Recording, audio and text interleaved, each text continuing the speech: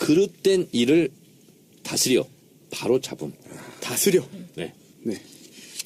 옛날 조선시대 치면 뭐 사헌부, 예. 뭐 이런 거 있었죠. 뭐 포도대장. 네. 요즘 사정정국이라고 그럽니다. 형조. 그런데 저는 이 사정정국이란 말 자체를 부정하고 반대하고 싶습니다. 왜요? 잘못된 게 있으면 바로 늘- 잡는 게 늘 해야죠. 언제든지 해야 될 일이잖아요. 맞습니다. 뭐를 위해서? 저스티스를 위해서. 뭡니까 그게? 그렇죠. 근데 지금 최경환 의원 뭐 압수수색하고 네. 그리고 자유한국당 이우현 의원 네. 무슨 뭐 비리 사건이 있고 뭐 그리고 또 여러 가지 지금 여의도 전국이 원유철. 흉흉합니다. 원유철 의원도 뭐 걸려 있는 것 같고 그리고 우리 뭐 전병헌 수석도 네. 검찰 피의자 신분을 조사받고 그리고 또 국정원 특활비가 또 30억이 빈다. 예. 70억 중에서 40억만 지금 네. 청와대 갖다 주고 그래서 이 검찰의 사정이 어디까지 갈 거냐 사정의 칼날이 이래서 지금 통칭 사정정국이라고 그러는데 우리가 국회에서 국정감사를 꼭 국정감사 기간에만 해야 되는 거냐 상시적으로 해야 되는 거 아니냐 아니 국민들이 낸 혈세가 언제 새는지는 꼭 기간을 정해서 봐야 되는 네. 거냐 이런 비판이 있는 것처럼 검찰에서 어떤 비리나 혐의가 포착이 되면 언제든지 할 수 있는 거죠. 맞습니다. 검찰 소환하고 그래서 저는 무슨 마치 검찰이 지금 특정 기관을 몰아서 특정 세력을 죽이려고 하는 것처럼 마치 이 불의를 격퇴하고 정의를 바로 세우는 적폐청산을 마치 검찰의 사정정국의 정치적 기획과 의도를 가지고 수사하는 거 아니냐 이렇게 바라보는 시각 자체를 저는 부정하기 때문에 사정정국이라는 말 자체도 저는 부정한다는 그런 말입니다. 궁금한 거 하나 있습니다. 맞네요. 그러면 과거에 이제 이명박 박근혜 정권 네. 또는 그 전에 이제 군사 정권 때도 이런 일들이 비슷하게 있긴 했거든요. 네, 뭐 몰아서 이렇게 처리하는 게. 네. 그럼 그때도 그런 것도 사정정국이라는 표현이 좀 적합하지 않은가요? 그때는 맞았어요. 그게 뭐냐면 검찰이 여러 가지 카드를 갖고 있다가 정치는 또 타이밍의 예술이라고 그러잖아요. 그러면 야당이 뭔가 투쟁한 국면이 있고 그러면 야당의 비리 의원을 하나 잡았다가 그때 터뜨리는 거예요. 특히 이걸 잘했던 것이 국정원 국정원. 그리고 검찰 특히 공안부 이런 데서 공안 사건을 막 터뜨리고 그러잖아요. 네. 가장 뭐 얄궂게라고 하면 그렇지만 가장 이용해 먹은 걸 뭐냐면 1987년 김현희 아, 칼기. 대선 전날 데리고 하루 오잖아요. 전날이죠. 예를 들면 이런 거야말로 완전히 공작이- 기획된 거죠. 예. 공작이고. 그리고 김기춘 씨가 국정원 대공수사국장 출신이잖아요. 예. 지성호 감독이 만든 자백이라는 네. 영화가 마지막 끝나고 올라가는 거 보세요. 간첩 조작 사건. 제가 일일이 세봤더니 95건이더라고요. 아이고. 근데 그것은 밝혀진 것만 그런 거예요. 네. 간첩 조작 사건이. 계속 재심도 나오고 있죠. 최근에도. 그렇습니다. 계속 지금 무죄 나오고 있잖아요. 이제 이런 거 같은 경우는 예를 들면 기획 사정이다 이렇게 할 수 있는데 지금 문재인 정부 들어서서는 아니 뭐 전병헌 정무수석을 기획해서 뭘 했겠어요? 하다 보니까 나오면 하는 거죠.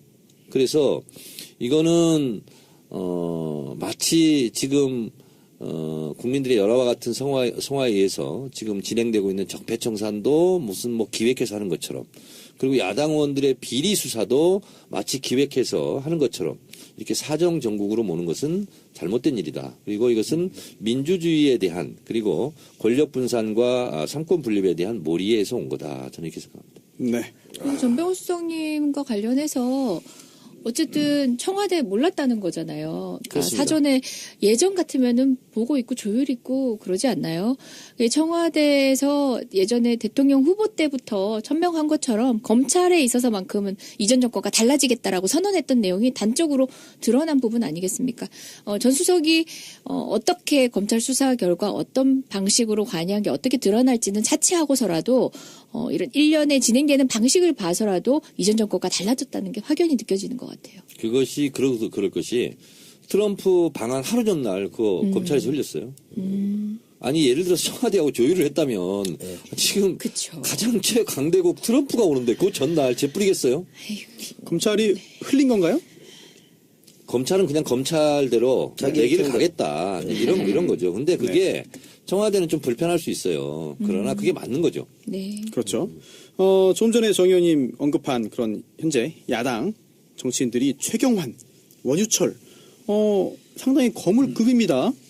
최경환 의원 같은 경우에는 심지어 사실이면 내가 돈 받는 게 사실이면 1억 받은 게 사실이면 동대구역에서 할복 자살하겠다라고 하는 말도 했습니다. 대구 출신 이재정 의원님 어떻게 보셨습니까? 어떻게 동대구역 상황에 대해서 말씀드려야 됩니까?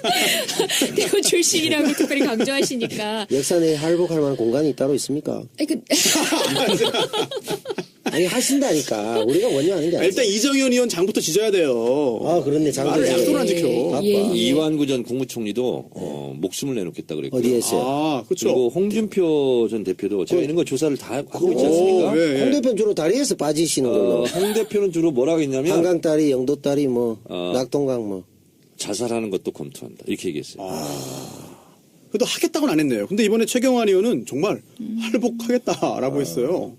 근데 그렇게 하니까 오히려 더 이건 그냥 농담으로 들리는 상황인 것 같습니다. 뭐 어쨌든 수사가 되는 상황이니까 지켜봐야 알겠지만 이제 법률가이기도 하지만 아직 평가할 정도의 단계는 아니지만 이런 그래도 신빙성 있게 사실이 가능성이 있다라고 느껴지는 건 뭐냐면은 국정원 고위 관계자가 본인만이 아니라 대동한 직원도 있다라고 하고 네. 진술의 방식이 굉장히 구체적이고 또 곧 드러날 그러니까 보완되는 증거가 있다는 걸 단언하고 있지 않아요. 배달 사고 아니다라고 예, 했죠. 예, 배달 사고 아니다라고. 네. 이현수 기획실장이 아이, 특검을 통해서 예, 직접. 그 JTBC에 증언을 했죠. 네. 그 여기는 두 가지가 있는 것 같아요. 일단 네. 할복 자살이라는 방법을 선택한다는 건 어떤 친일의 뿌리로서 좀 정체성 그대로 갖고 가자 이거는 좋은 것 같은데 지역구로 옮기는 건 아닌 것 같아요. 경산에도 네. 뭐 영남대도 100만 평, 대구대 오. 200만 평, 경산운동장, 경산시장 뭐 많거든요. 대구에서 동대구역이 이거는- 차지하는 의미가 뭡니까? 동대구역까지 오실 필요가 없어요. 30분 정도 찬스. 시간이 걸려요. 거기서 가시는 이 게 지역민에 대한 발언은 도리다. 정치 알바의 공식 입장이 아니라 제 개인 입장이에요. 남태우 배우의 개인적인 입장임을 말씀드리고 아니면 제가 하시라는 게 아니라 굳이 하시겠다면 말리진 않겠으나 네. 자신의 지역구에 가서 하시는 것이 도리다. 경산에서 그렇게 많이 해드시고 왜 저는- 동대구 와서 편집되겠네. 뭐. 남배우님, 동대구는 대구 동구인데 남배우님, 뭔 죄입니까? 대한민국 헌법 정신을 한마디로 말하면 뭔지 아세요? 사자성어로. 대한민국 헌법이 굉장히 잘 되는 법이거든요. 사자성어로? 네. 산불조심 이런 거 말고 아 모르겠습니다. 인권 보호예요. 아 인권. 대한민국 헌법 정신을 한마디로 요약한다면 인권 보호입니다. 그러니까 본인이 하시니까. 누구에게나 자유한국당 국회의원들에게도 예. 천부 인권이라는 게 있어요. 저는 권유하지 그 않았습니다. 생명은 존중돼야 돼. 아니 본인이 하시겠다면 장소 선정이 잘못했다는 저는 거죠. 그분의 목숨이 안타깝고 염려될 시점이 아니라 그런 할복자산이라는 이런 원색적인 단어를 들어야 되는 우리 국민들이 너무 필요해요. 맞습니다. 왜 네. 국민 붙잡고 이런 단어들을 내뱉으십니까? 검찰 가서 소명하면 되죠. 왜 굳이 그런 얘기를 그죠? 네. 남배우님, 혹시 그 최경환 의원 이번에 그 검찰이 압수수색했잖아요. 네. 어디 압수수색했죠? 모르죠 그건 나도. 집, 그 그걸 원회관, 어떻게 했어요? 집에 당연히 아이 했겠죠. 그걸. 원회관. 네. 그래서 사실 의원회관까지 압수수색했기 때문에 그런지 몰라도 정세균 의장이 집하고 좀, 사무실이겠지. 예. 아이 진짜 유감의 어떤 표명을 좀 했습니다. 그거는 또 어떻게 받아들여야 될까요? 이건 이런 거죠. 국회의원 회관이 네. 압수수색 당한 게 이제 이석기 전 통진당원 네. 그때 이제 굉장히 뭐 국정원 직원들이 와서 난리를 치고 그렇게 했습니다. 그리고 이번에 이제 최경환 의원 네. 의원회관 사무실을 이제 압수수색했는데 국회의장의 입장으로는 그런 입장을 낼 수밖에 없어요. 왜냐하면 본인 어쨌든 국회를 대표하는 의장으로서 어쨌든 국회 공간이 어쨌든 압수수색을 당했으니까 저는 정세균 국회의장 입장에서는 그렇게 말씀할 수 있다라고 저는 100번 양보의 생각을 하고 그러나 또 국민들의 입장에서는 불편해요. 정세균 의장의 그 입장이. 왜냐하면 국회가 아니라 청와대도 압수수색을 지난번에 시도하려다가 박근혜 허락을 안 해서 예. 못했고 국정원 같은 경우도 압수수색을 하려고 시도했다가 못했잖아요. 국정원이나 청와대는 그 기관의 장이 허락하지 않으면 검찰이 못 들어갑니다. 그렇기 때문에 영화 세트장, 수사방해 사건 때 그런 일까지 벌어지는 거거든요. 또 그런 면에서 본다면 국민들의 입장에서는 국회가 뭐라고, 국회의원 사무실이 뭐라고 압수수색을 못해 이렇게 얘기를 이제 이런 마음을 갖는 거죠. 그래서 저는 그냥 입장 표명 안 하셔도 좋았을 것을 이런 생각이 좀 들긴 하더라고요. 그 사실상 원내대표 회동이면은 기자들이 이제 공개적으로 기자들이 참여할 수 있는 그런 게 아니라 비공개 회동이거든요. 그리고 그 내용 중에 어떤 내용이 중지가 모아져서 브리핑을 할 내용인지도 사실상은 선별하지 않습니까? 그런데 그 언급하신 내용들도 이제 본인이 주도적으로 하셨다기보다는 그 자유한국당 의원들의 이제 어떤 일성에 이제 어떤 호응하는 방식으로 이제 교환이 이루어졌는데 일종의 덕담이었다 예, 이거죠. 예. 아하. 그러니까 원칙론적인 그런 입장을 밝히는 과정에서 있었던 일인데 브리핑을 이제 자유한국당에서 해버렸어요. 아니요, 우리 당 원내대변인이 이제 강우식 대변인이 하긴 했는데 안 할 수 없었던 상황이었다는 게 자유한국당이 그 문제를 먼저 좀 예. 이제 확대해서 언론에 이야기하려고 하던 상황이었기 때문에 안 할 수 없어서 적절한 취지만 전달하려고 예. 했던 건데 조금 달리 전해진 측면도 있죠. 언론에 있어서는 한 가지 측면만 좀 부각시켜서. 그러니까 이게 굉장히 이례적인 일임에도 불구하고 검찰이 시도했다는 자체가 굉장한 그 범죄 혐의에 대한 확신이 있었기 때문에 자신감이 있는 거죠. 가능하지 않았을까. 또 의장 입장에서는 당연히 뭐 국회라는 것을 책임지고 있는 입장이니까 정말 그냥 에티켓 차원에서 아이고 뭐 아쉬움이 있다 이 정도 얘기했는 게 아닐까.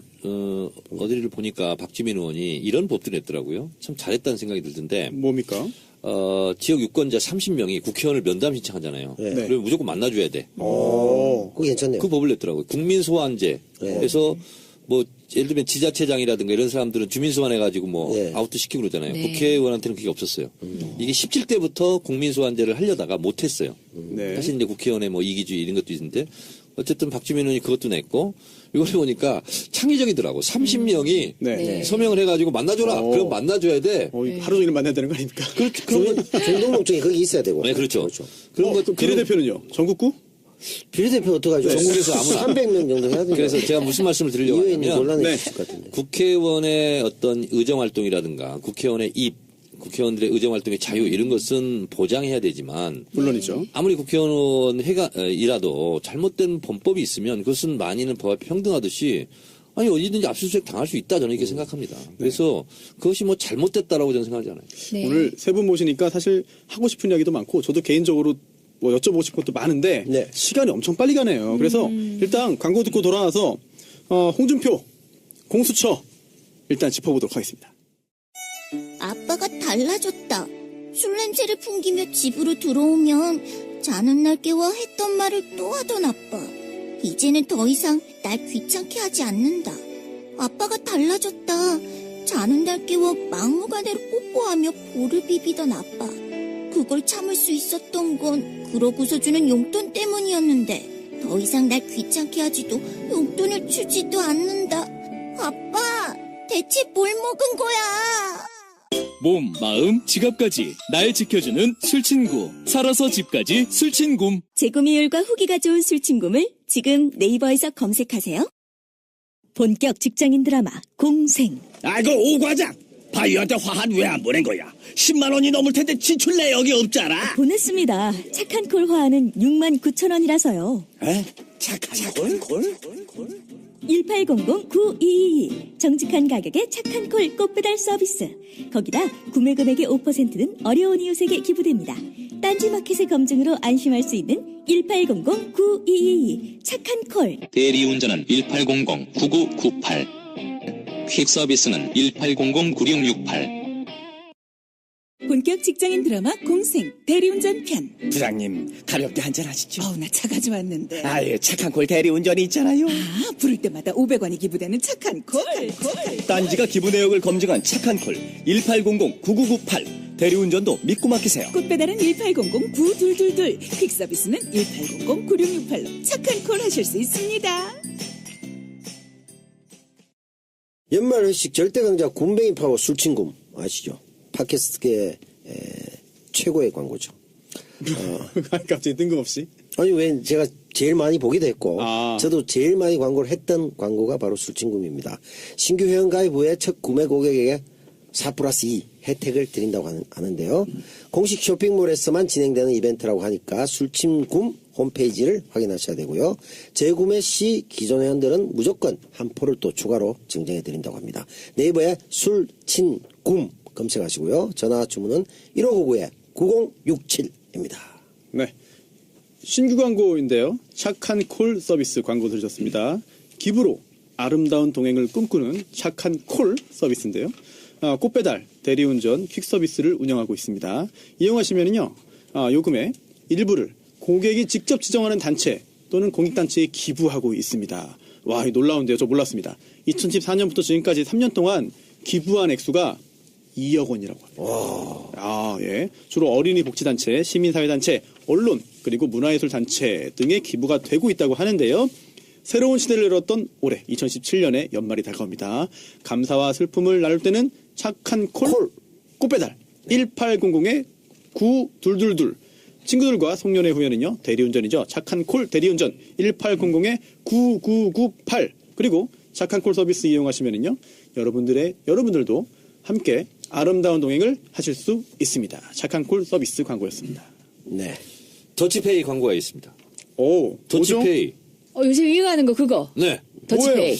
제가 20대 국회에 원내 당직은 받지 못했지만 네. 원외 당직으로 받은 게 있어요. 그렇죠. 굉장히 중요한 당직. 중앙당 후원회. 중앙당 후원의 운영위원. 운영위원. 이재정 의원도 예, 동료 운영위원. 운영위원. 더치페이가 뭔지 모르시죠? 뭐예요? 더불어민주당 치얼업. 그거까지 맞췄는데. 더치페이. 국민이 행복해지는 후원. 다음은 이재정 운영위원께서. 예, 더불어민주당에 후원하는 방법. 농협. 자, 펜대 드시고요. 301 0219 6642 11 예금주 더불어민주당 중앙당 후원회입니다. 입금자 명예에 이름 생년월일 적어주셔야 되고요. 후원금 이체한다. 자, 그러면 우리의 정치는 풍요로워진다. 그리고 연말 정산 간소화 서비스에 자동으로 등록해서 연말 정산 시 간소화 자료만 제출하면 끝입니다. 더불어민주당에 후원하면 정치가 행복해진다. 우리가 풍요로워진다. 부탁드리겠습니다. 저 언론에 아직 나오지 않았지만 네. 제가 공개를 하나 하겠습니다. 뭡니까? 더불어민주당의 문재인 대통령도 네. 후원을 할 예정입니다. 오, 얼마요? 액수는 조만간 이제 언론을 통해서. 근데 후원할 수 있는 액수의 이제 최대치가 500만 원인데요. 네. 얼마 하실지 한번 두고 보자고요. 근데 이게 공개가 됩니까? 굉장히 저희가 좀 인기가 좋아요. 예. 이해찬 후원회장이 네네. 파파이스 나가서 잠깐 얘기를 했는데 네.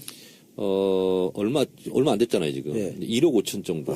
오. 매일 몇백만 원씩 지금 계속 들어온대요. 아. 네. 그래서 참 같은 저희 당원으로서 정말 네. 감사하고 네. 이게 이제 중앙당 후원회 제도가 없어졌다가 부활했거든요. 그래서 저희가 이제 더불어민주당, 바른정당, 정의당 이게 세 당만 지금 이제 중앙당 예, 후원회가 이제 구성이 돼 구성돼 있습니다. 있다는데 하여튼 저희가 모금액이 뭐 50억인데 네. 어쨌든 최선을 다해서 당직 수행을 잘하겠습니다. 아, 네. 저희 뭐 후원해 주시면 어떻게 쓰이는지는 충분히 국민들께 말씀드리는 구조니까 정당이 건강해야 정치가 건강해지는 것이고 올해부터 처음 도입된 제도예요. 정청래 의원님 좋아서 정청래 의원님 계좌에는 후원했어요. 이런 분들 있으시잖아요. 지금은 근데 원외에 계시니까 후원 못 하시는 분들 정청래 의원님 보시고 더불어민주당에 후원하시면 되는 거죠. 그렇군요. 별 효과가 없을 것 같은데. 그런가요?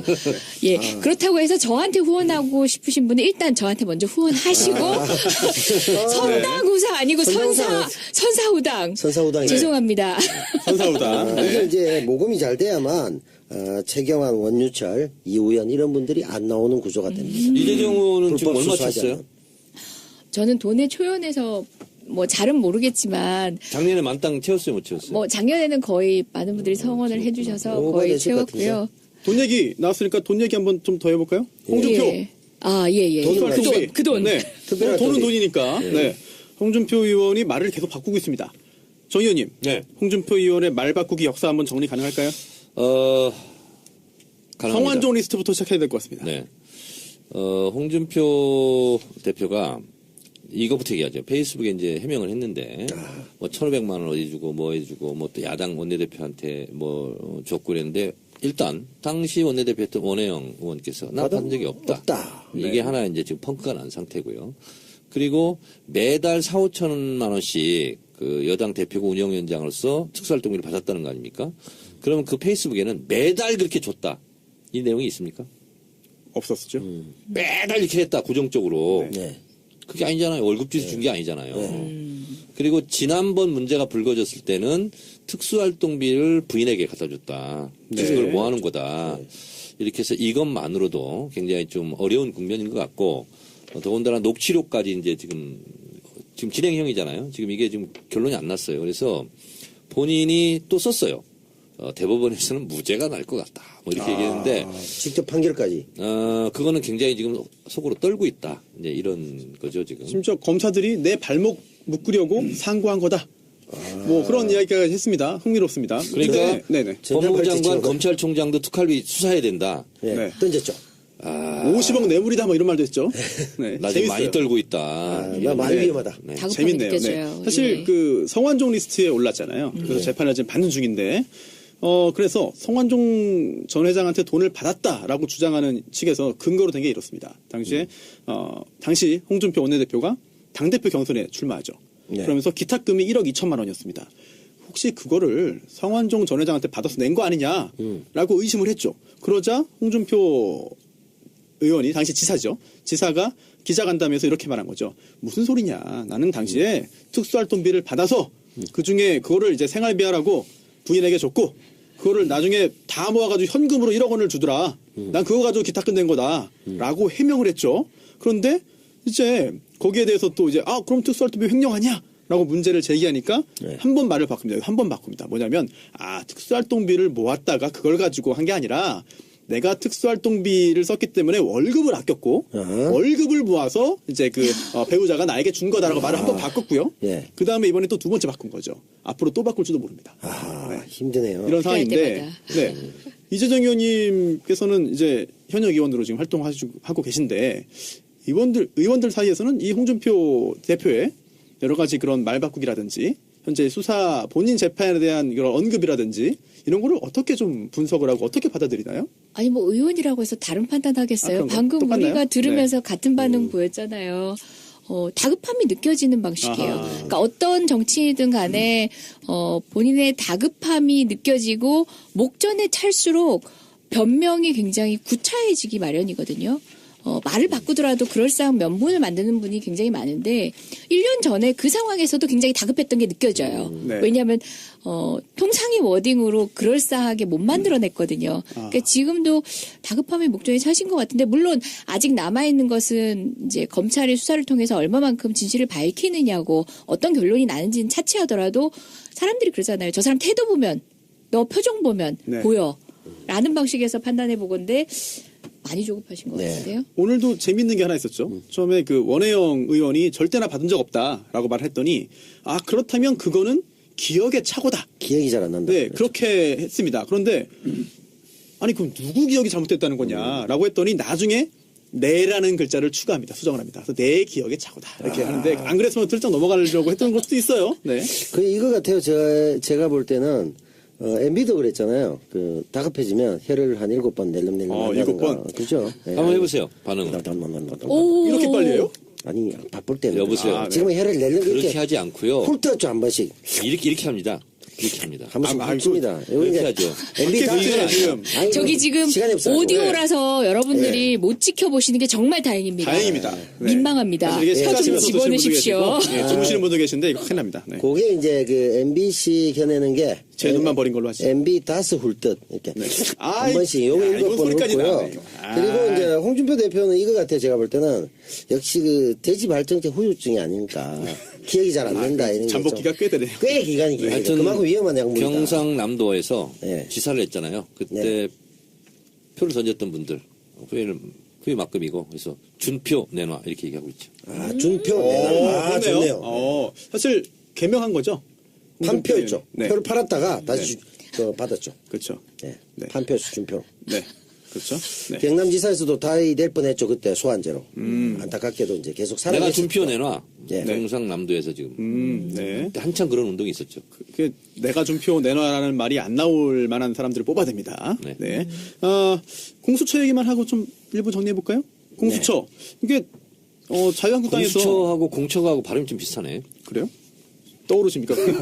네. 공처 그러니까 공처가 떠오르네. 그래요. 네. 그럼 인증, 네. 셀프 인증 하신 걸로 하겠습니다. 네. 공수처 도입 관련해서 좀 법무부 안도 나왔고요. 그런데 특히나 자유한국당에서는 극렬하게 반대를 하다가 뭔가 전향적으로 좀 입장을 바꿀 듯한 그런 태도를 보였다가 다시 오늘 이제 상임위원회에서 우리 당론이 불가다, 논의할 것도 없다라고 그냥 끝났습니다. 앞으로 이 문제 관련해가지고 공수처 도입 민주당에서는 이게 당론 채택인가요? 저희는 이미 이미? 이미 지난 국회에서 그러니까 올해 국회 말고 작년 국회에서부터 공수처 법안에 대해서는 우리 당뿐만 아니라 국민의당 네. 그다음에 정의당까지도 당론으로 합의해서 이미 제안한 법입니다. 그럼 제가 한 가지 네. 궁금한 게 있는데요. 법무부 내에는 검찰 법무 개혁 자문위원회가 있고 또 검찰청 대검찰청 내에서는 또 검찰 자문위원회가 있어요. 그래서 법무부에 있는 자문위원회는 법과 제도를 바꾸는 것이고 네. 또 검찰 자문위원회는 검사들의 수사 형태, 관행 이런 것을 이제 고치는 걸로 관행을 하고 있는데 법무검찰 그 개혁 자문위원회에서 낸 안과 법무부 장관이 낸 안이 많이 달라서 거기에 참여했던 분들이 좀 불만도 많고 뭐 그래요. 그래서 상당히 좀 후퇴했다 이런 얘기도 좀 있고 그러거든요. 근데 지금 우리 당에서 받아들인 것은 어떤 안이에요? 법무부 안이에요? 아니면 자문위원회요? 조금 달라요. 저희도 이제 사실상 다른데 그것은 비본질적인 문제예요. 그러니까 파견 검사의 숫자, 그러니까 검사의 숫자라든지 등등 비본질적인 내용이고 일단 이 제도를 도입하는지 아닌지에 대한 결단이 필요한 문제라고 봐요. 그러니까 그런 식으로 안을 몇 명의 규모에서 공수처를 마련을 하는지의 부분은 얼마든지 조율될 수 있는 부분이죠. 저도 그렇게 생각하는데 네. 일단 개문 발차를 하는 게 제일 중요하고 네. 그런데 자문위원회 쪽에서는 좀 불만이 있더라고요. 이재정 의원이 책임지고 그분들하고 잘 소통해서 이렇게 하시기 바랍니다. 이것도 하나 나왔죠. 야당에서 자유한국당이 뭔가 논의에 응할 것처럼 하면서 이런 제안도 비공식적으로 합니다. 야당에서 후보자, 공수처장 후보자 2명을 추천하겠다. 그중에 대통령이 임명하라. 이런 이야기도 한번 나왔습니다. 이런 걸 받아들일 만한가요? 저희가 세월호 특조위 때 여야 이런 식으로 해서 형식적으로 어쨌든 공평한 듯한 추천을 했지만 당시 여당인 새누리당 같은 경우라면요. 특조위를 하기 위한 사람이 아니라 특조위를 무력화시키기 위한 의지를 밝힌 사람을 추천을 했습니다. 지금 그와 같이 장담하면서 이야기하는 것은 그러니까 방해할 만한 최선봉에 서서 방해할 만한 사람을 2명을 추천하겠다는 얘기밖에 안 되는 거죠. 이미 못 믿을 사례가 있지 않습니까? 민주당의 공수처 도입을 위한 그 전략의 요지가 뭡니까? 핵심 요체가. 사실상 민주당 공수처 도입에 있어서도 우리 당의 의견을 모으는데도 한참 걸렸습니다. 공수처가 과연 최상인가 등등을 봤을 때 검찰 출신 의원님들이긴 하지만 되려 이제 옥상옥이다라는 저당의 주장과 대동소이하게 이야기를 하시면서도 조금 다른 결인 분들이 있었어요. 궁극적으로는 검찰에 권한을 주는 것이 아니라 수사권 독립으로 하는 것이 맞다 등등 다른 대안들을 제시하면서 다른 의견들을 주시는 분들은 많았어요. 어떤 분인지 알겠습니다. 하지만 지금 현재로서 그러니까 지금까지의 어떤 권력과 검찰의 관계 그리고 또 권력 수사를 하는 검찰의 태도에 미루어 보아서는 공수처가 최선의 대안이지 않냐는 것에 의견을 같이 한 겁니다. 지고지순한 아이디어한 것은 아니지만 네. 검찰 개혁을 해야 되는 지금 상황 속에서는 응급처치 맞습니다. 차원에서 필요할 수밖에 없는 거고요. 저도 검찰이 제대로 선다면 공수처는 필요 없다고 생각해요. 그렇죠. 근데 지금은 공수처로 검찰의 힘을 좀 빼야 되는 이런 상황이고 그 상황에서 검찰이 좀 제대로 선다면 나중에는 뭐 수사권, 기소권 이런 거 하면서 공수처는 없어져도 저는 된다고 생각을 해요. 근데 이제 검찰이 이렇게 공룡화된 것이 역사가 깊습니다. 그러니까 일제시대 때는 경찰의 힘이 너무 세서 경찰 힘을 견제하려고 검찰에게 많은 권한을 줬는데 이 공화국 때 검찰이 지금도 경찰에 비해서 좀 약하긴 하지만 나중에 가면 공룡화된다. 손을 벌려다가 쿠데타가 일어났어요. 5.16. 네. 그래서 지금까지 이제 온 거거든요. 그래서 비정상적이고 비합리적인 거예요. 그래서 어쨌든 공수처는 일단 출발하는 것이 가장 큰 의미가 있기 때문에 생각합니다. 네, 하여튼 이재정 의원님 또 힘을 보태서 민주당이 좀 제발 공수처 도입 여론이 찬성 여론이 강하거든요. 네, 맞습니다. 네, 그렇죠. 도입되기를 바라겠습니다. 공수처에 대한 보다 상세한 내용은 과거에 정청 내 키워드 분석에 공수처가 있었지 않습니까? 그 편을 들어보시면 확실하게 아실 수 있습니다. 다시는 돌아오지 않습니다. 그렇습니다. 곧 사퇴하기 때문에. 뭐가 안 돌아온다고요? 예? 뭐가 안 되죠? 다시는 우리가 공수처에 대해서 다시는 다스는 논의하지 않을 것이기 때문에 이재정 의원님이 지금 표정 관리하고 때리시네요. 계세요. 네, 때릴 수도 있어요. 네, 조심하시고요. 제가 방송 언제까지 계속할 수 남배우님. 있을지 네. 걱정됩니다. 오늘 오후 5시에는 뭐 했어요? 다스는 제가 자, 다스를 찍고 있었습니다. 다들 화를 다스리시고요. 네, 어! 알겠습니다. 네. 자, 이것으로 정치 하나 바꾼다. 제 백서론 잘못이 5번째 아닙니다. 시간 마치도록 하겠습니다. 오늘 이재정 의원님 오셔가지고 화기애애한 분위기로 했고 또 실내 흡연이 없으니까 너무 좋네요. 원래는 여기서 흡연 하고 나면 최적화돼 정신없어요. 있죠. 저 네. 구청에 신고할 겁니다. 네? 알겠습니다. 네. 정청래의 키워드 분석. 내일 뭡니까 주제가? 지진. 지진. 며칠 네. 동안 우리 지진 났죠. 그렇죠. 포항 지진. 네. 그러면요. 이번 135회 방송 여기서 마치고요. 저희는 내일 136회 방송으로 다시 찾아뵙겠습니다. 네. 세 분 감사합니다. 고맙습니다. 고맙습니다. 수능 잘 보십시오. 언제입니까? 대한민국 헌법 정신을 한마디로 말하면 뭔지 아세요? 사자성어로. 대한민국 헌법이 굉장히 잘 되는 법이거든요. 사자성어로? 네. 산불 조심 이런 거 말고 모르겠습니다. 인권 보호예요. 인권. 대한민국 헌법 정신을 한마디로 요약한다면 인권 보호입니다. 그러니까 본인이 하시니까. 누구에게나 자유한국당 국회의원들에게도 천부 인권이라는 게 있어요. 저는 권유하지 그 않았습니다. 생명은 존중돼야 돼. 아니 본인이 하시겠다면 장소 선정이 잘못됐다는 저는 거죠. 그분의 목숨이 안타깝고 염려될 시점이 아니라 그런 할복자산이라는 이런 원색적인 단어를 들어야 되는 우리 국민들이 너무 필요해요. 그렇죠. 맞습니다. 왜 네. 국민 붙잡고 이런 단어들을 내뱉으십니까? 검찰 가서 소명하면 되죠. 왜 굳이 그런 얘기를 그죠? 네. 남비원님 혹시 그 최경환 의원 이번에 그 검찰이 압수수색했잖아요. 네. 어디 압수수색했죠? 모르죠 그건 나도. 집. 그걸 의원회관. 어떻게 했어요? 집에 당연히 했겠죠. 그걸. 의원회관. 네. 그래서 사실 의원회관까지 압수수색했기 때문에 그런지 몰라도 정세균 의장이 집하고 좀, 사무실이겠지. 예. 진짜 유감의 어떤 표명을 좀 했습니다. 그거는 좀 어떻게 받아들여야 될까요? 이건 이런 거죠.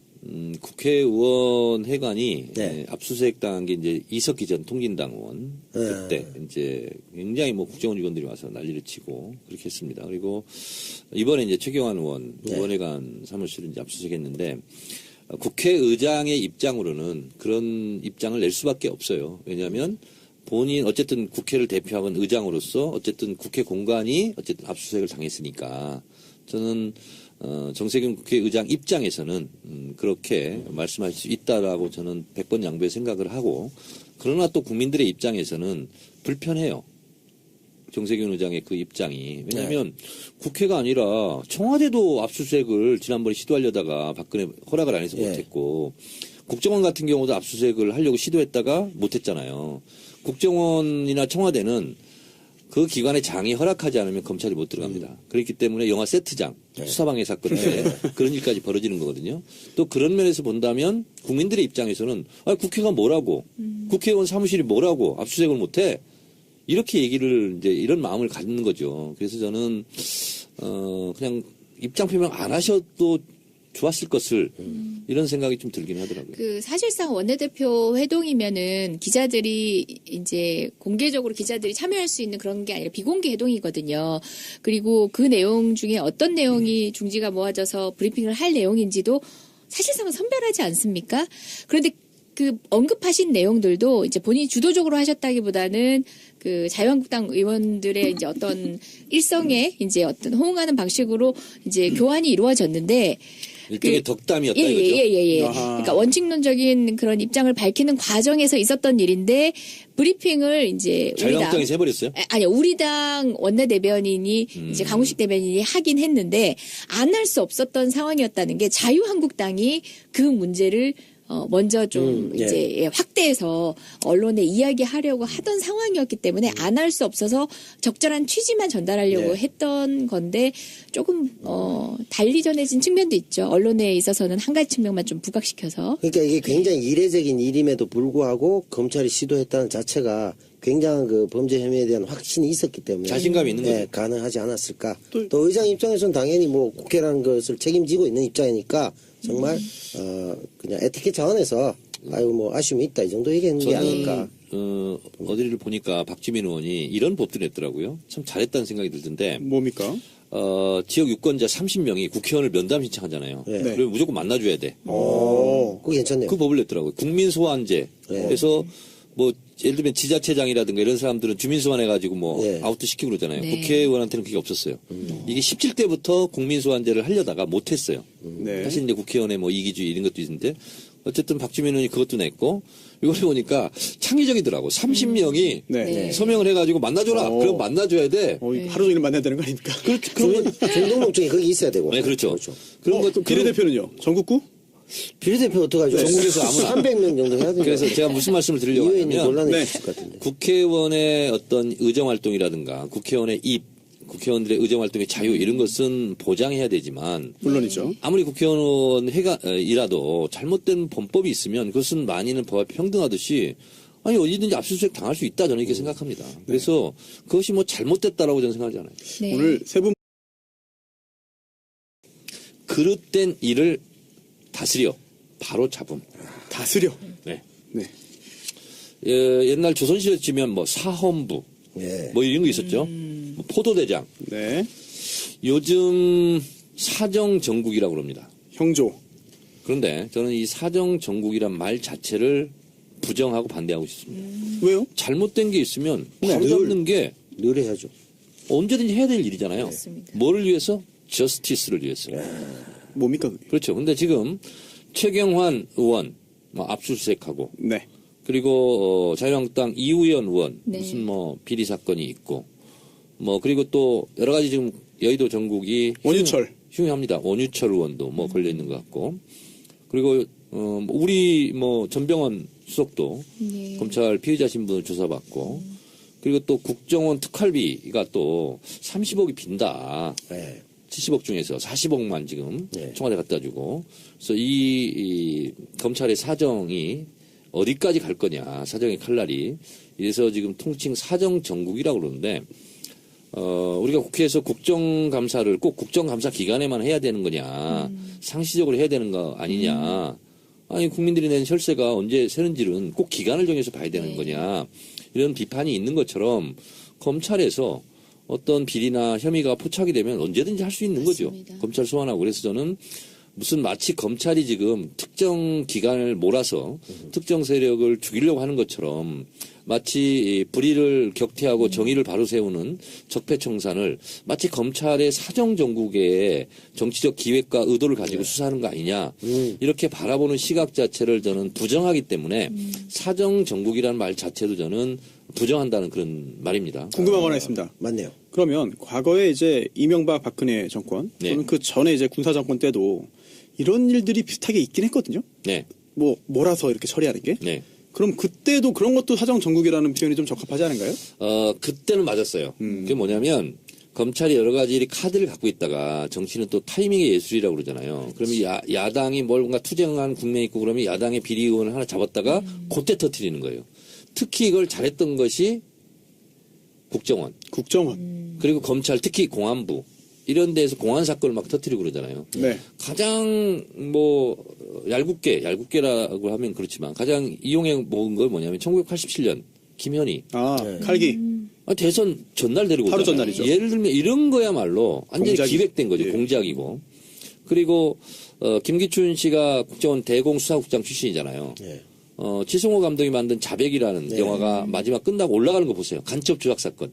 제가 일일이 세봤더니 95건이더라고요. 아이고. 근데 그것은 밝혀진 것만 그런 거예요. 네. 간첩 조작 사건이. 계속 재심도 나오고 있죠. 최근에도. 그렇습니다. 계속 지금 무죄 나오고 있잖아요. 이제 이런 거 같은 경우는 예를 들면 기획 사정이다 이렇게 할 수 있는데 지금 문재인 정부 들어서서는 아니 뭐 전병헌 정무수석을 기획해서 뭘 했겠어요? 하다 보니까 나오면 하는 거죠. 그래서 이거는 마치 지금 국민들의 열화와 같은 성화에 의해서 지금 진행되고 있는 적폐청산도 무슨 뭐 기획해서 하는 것처럼 그리고 야당 의원들의 비리 수사도 마치 기획해서 하는 것처럼 이렇게 사정정국으로 모는 것은 잘못된 일이다. 그리고 이것은 민주주의에 대한 그리고 권력 분산과 삼권 분립에 대한 몰이에서 온 거다. 저는 이렇게 생각합니다. 네. 전병훈 수석님과 관련해서 어쨌든 청와대 몰랐다는 거잖아요. 그러니까 그렇습니다. 사전에 예전 같으면은 보고 있고 조율 있고 그러지 않나요? 청와대에서 예전에 대통령 후보 때부터 천명한 것처럼 검찰에 있어서만큼은 이전 정권과 달라지겠다라고 선언했던 내용이 단적으로 드러난 부분 아니겠습니까? 전 수석이 어떻게 검찰 수사 결과 어떤 방식으로 관여한 게 어떻게 드러날지는 차치하고서라도 이런 일련의 진행되는 방식을 봐서라도 이전 정권과 달라졌다는 게 확연히 느껴지는 것 같아요. 그것이 그럴 것이 트럼프 방한 하루 전날 검찰에서 흘렸어요. 아니 예를 들어서 청와대하고 조율을 했다면 지금 그쵸. 가장 최강대국 트럼프가 오는데 그 전날 재뿌리겠어요? 검찰이 흘린 건가요? 검찰은 그냥 검찰대로 자기 얘기를 입장대로. 가겠다 이런 거죠. 근데 그게 청와대는 좀 불편할 수 있어요. 그러나 그게 맞는 거죠. 네. 그렇죠. 좀 전에 정 의원님 언급한 그런 현재 야당 정치인들이 최경환, 원유철, 상당히 거물급입니다.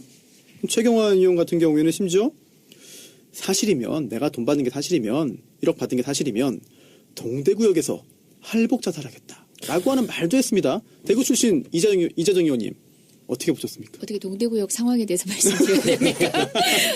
대구 출신이라고 특별히 강조하시니까. 역사 내에 할복할 만한 공간이 따로 있습니까?